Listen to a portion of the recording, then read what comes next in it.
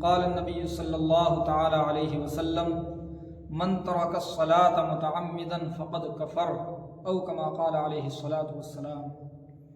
معزز ناظرین کرام، آپ حضرات کے سامنے ایک بڑی مشہور روایت پڑھی گئی ہے۔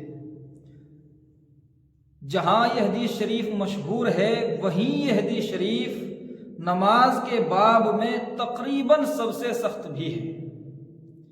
نماز کے چھوڑنے پر جو وعید آئی ہے، نماز کے ترک کرنے پر جو عذاب کا معاملہ ہے، وہ تمام روایتیں یا نماز کا چھوڑنے والا کتنا برا ہو سکتا ہے، کتنا بڑا گناہ ہے، ان سب کو اگر سامنے رکھیں تو ان سب پر بھاری ہے اکیلی یہ روایت، من ترک الصلاۃ متعمدا فقد کفر۔ فرماتے ہیں رسول اکرم صلی اللہ علیہ وسلم، جو آدمی جان بوجھ کر نماز چھوڑ دے، جان بوجھ کر، فقد کفر، تو اس نے کفر کر لیا، یعنی وہ آدمی کافر ہو گیا۔ اب آپ اندازہ کیجئے اس سے بڑا جرم اور کیا ہو سکتا ہے کہ انسان کافر ہی ہو جائے، اللہ کی پناہ۔ اب کافر کے لیے تو ہمیشہ جہنم میں رہنا ہے، ہمیشہ، کوئی شکل نہیں، کوئی صورت نہیں کہ وہ جہنم سے نکل آئے۔ اللہ نے اس کا اعلان قرآن کریم میں ہی کیا ہے، خالدین فیہا ابدا، ہمیشہ رہیں گے اس میں۔ یہ الگ معاملہ ہے کہ ہمارے فقہا نے اس حدیث شریف کے کئی مفہوم بیان کیے ہیں، جن مفہوموں میں سے ایک مفہوم یہ بھی ہے کہ دراصل یہاں مراد یہ نہیں ہے کہ وہ بالکل ہی کافر ہو گیا، وہ ہے تو مسلمان ہی، وہ مسلمان ہی رہے گا۔ اگر اس حالت میں اس کا انتقال ہو جائے تو اس کو کفنایا جائے گا، دفنایا جائے گا، اس کی نماز جنازہ ہوگی، یعنی نماز چھوڑنے کی وجہ سے پورے طور پر کافر نہیں ہوگا، بلکہ اس کا مطلب یہ ہے کہ اس نے کافروں والا کام کیا ہے، اور اللہ تعالیٰ اس کو جو سزا دیں گے وہ کافروں کے طرز پر سزا دیں گے۔ یہ مفہوم بھی ہے اس روایت کا۔ دوسرا مفہوم یہ بھی بیان کیا گیا ہے، اور اس پر بھی مستقل ایک مسلک عمل پیرا ہے، کہ جس آدمی نے نماز کو جان بوجھ کر چھوڑ ہی دیا تو وہ سچ میں ہی کافر ہو گیا، وہ واقعتاً کافر ہو چکا ہے۔ اب علماء کے اختلاف میں جہاں کہیں علماء کا، فقہا کا آپسی اختلاف پایا جائے، وہاں یہ قاعدہ یاد رکھنا چاہیے کہ دونوں میں سے کسی بھی مفہوم کے 100% صحیح ہونے کے 100% امکان ہے۔ کوئی بھی ایک بات بالکل صحیح ہو سکتی ہے، اور یہ بھی ہو سکتا ہے کہ دونوں باتیں صحیح ہوں۔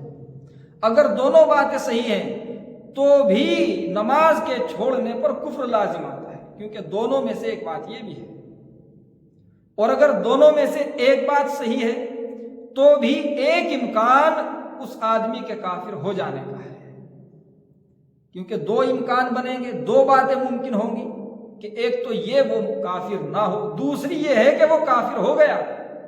اللہ کی پناہ، اللہ تعالی حفاظت فرمائے اس سے سخت سزا کہ اللہ تعالیٰ اس کو ایمان سے ہی خارج کر دیں، اس سے سخت سزا آپ تصور نہیں کر سکتے، ممکن ہی نہیں ہے۔ ہمیشہ کا وہ اللہ کا دشمن ہو گیا، اور وہ ہمیشہ کے لیے جہنم کا مستحق ہو گیا۔ اس روایت پر آپ ذرا غور کریں۔ فرمایا رسول اکرم صلی اللہ علیہ وسلم نے، من ترک الصلاۃ متعمدا فقد کفر، کہ جس آدمی نے جان بوجھ کر نماز چھوڑ دی تو اس نے گویا کفر کر لیا۔ اس کی وضاحت میں آپ یہ بھی کہیں گے کہ وہ انسان کفریہ کاموں کو کرتا ہے جس کی بنا پر کبھی نہ کبھی اس پر حقیقی کفر لاگو ہو جائے گا، یعنی بہت ممکن ہے یہ چیز، ایک آدمی اگر مستقل ہی نمازیں چھوڑتا رہے، ہمیشہ ہی نمازیں ترک کرتا رہے، اور رسول پاک صلی اللہ علیہ وسلم کی زبانی وہ آدمی بار بار کفر کرتا رہے، تو وہ وقت بھی آ جائے گا کہ یہ حقیقتاً ہی کافر ہو جائے گا، حقیقتاً ہی کافر ہو جائے گا۔ یہ کیسے؟ یہ ایسے، آپ اس کو مثال سے سمجھیے۔ مثال کے طور پر ایک آدمی ورزش کرتا ہے، آج کی بہت فرق نہیں پڑا، کل کی بہت فرق نہیں پڑا، 4 دن 6 دن 10 دن، مہینہ 2 مہینہ، سال 2 سال، جب وہ مسلسل اپنے ہاتھ پیروں کو ایک خاص سانچے میں ڈھالنے کی کوشش کرتا رہے گا تو یاد رکھیے کہ وہ وقت آ جائے گا جب اس آدمی کے ہاتھ پیر اس سانچے میں حقیقتاً ڈل جائیں گے، کیونکہ یہ روز تھوڑی تھوڑی مشق کرتا رہا اور ایک دن یہ انسان اس میں کامل ہو گیا۔ یہ طرز ہے دنیاوی معاملات کا، دنیاوی کاموں کا، تو یہی طرز ہے دینی کاموں کا بھی۔ اگر آدمی بار بار یہ حکمی کفر کرتا رہے گا، نماز کو چھوڑے گا حکمی کفر کرے گا، نماز کو چھوڑے گا حکمی کفر کرے گا، تو ہوتے ہوتے ایک دن وہ بھی آ سکتا ہے کہ یہ آدمی حقیقی کفر بھی کر بیٹھے۔ بڑا امکان ہے اس بات کا۔ تو گویا آپ کہہ سکتے ہیں کہ نماز کے چھوڑنے میں ایمان کا خطرہ ہے،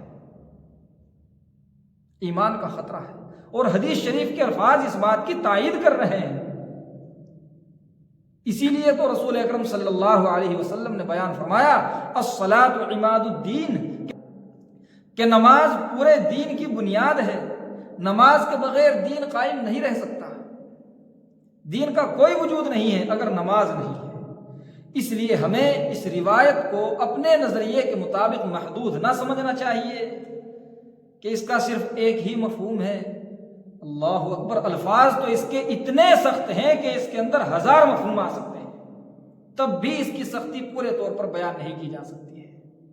اللہ تعالیٰ سے دعا کیجئے کہ اللہ تعالیٰ ہمیں نمازوں کی قدر کی توفیق عطا فرمائے، نمازوں کی پابندی کرنے کی توفیق عطا فرمائے، نمازوں کا اہتمام کرنے کی توفیق عطا فرمائے۔ وما علینا الا البلاغ۔